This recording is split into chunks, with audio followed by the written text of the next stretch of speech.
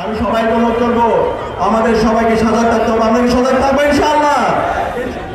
হা মানে আজাদি,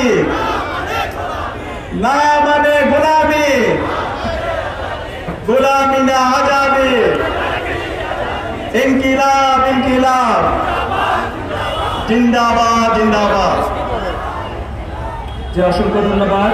আজকের এই ন্যায়ের পক্ষে গণজামাতের এই আজকের এই ঐতিহাসিক সন্ধিক্ষণে সকল ছাত্র জনতা, আশপাশ থেকে আগত তাওহীদি জনতা, সাংবাদিক বৃন্দ সবাইকে উপস্থিত হওয়ার জন্য অন্তঃস্থল থেকে আন্তরিক শুভেচ্ছা এবং মোবারক জানাচ্ছি।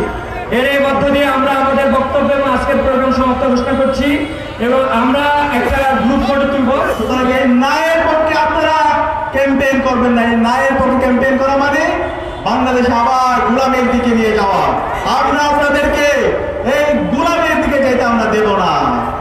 নির্বাচন কমিশনার, নির্বাচন কমিশন তারা বিভিন্ন এগিয়ে বেরিয়ে তারা একটা দলের পক্ষে এবং ওই দলকে ক্ষমতায় নিয়ে আসার জন্য বিভিন্ন ধরনের অপপ্রয়াস শুরু করেছে।